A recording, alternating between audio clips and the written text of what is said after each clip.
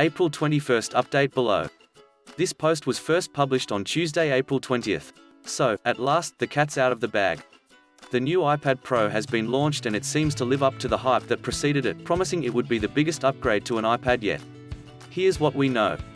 April 21st update. Since the reveal of the iPad Pro yesterday, more details have seeped out.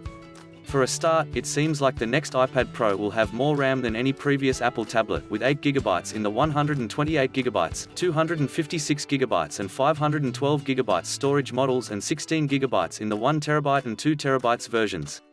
Then there's Center Stage, the video calling system which, like the Facebook portal or the latest Echo Show, keeps the person in the call right in the middle of the action. This zooms and pans to ensure the framing stays just right, using machine learning to make it happen. The new front-facing camera makes this possible because it has a much wider field of view, 120 degrees, in fact, and the fact that it's been upgraded from 7MP to 12MP. It's now being claimed that it will work with third-party apps as well as FaceTime. An API will be available so other apps could make use of it.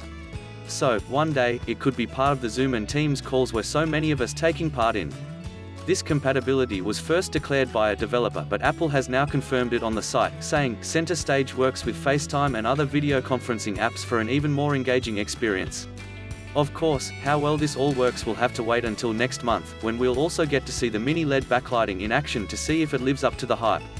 Oh, and one more thing, as they say. We know the new 12.9 inches iPad Pro is more expensive than last year's model. But exactly how much it's gone up varies hugely depending on where you live. In the US, it's gone up by $100 plus tax. In the UK, it's just £30 more than before, which is $42, and that includes all sales taxes. Meanwhile, the $1,099 price ticket in the States is rather dwarfed in Brazil, where the same model costs the equivalent of $2,657, that is, way more than double. So, the iPad Pro no longer uses the A series of chips which first launched in the original iPad back in 2010. That was the A4 chip, and Steve Jobs proudly announced, "It's all our own silicon." So's this, but what's striking is Apple is firmly saying not that the iPad Pro is a sort of half-hearted laptop substitute, it's absolutely as good as powerful as, a laptop. It actually shares the same chip as the just-announced, redesigned iMac. That's pretty radical. We'll have to see how it performs in real life, but on paper at least this is a very big step forward in performance. It's in both the 11 inches and 12.9 inches iPads Pro.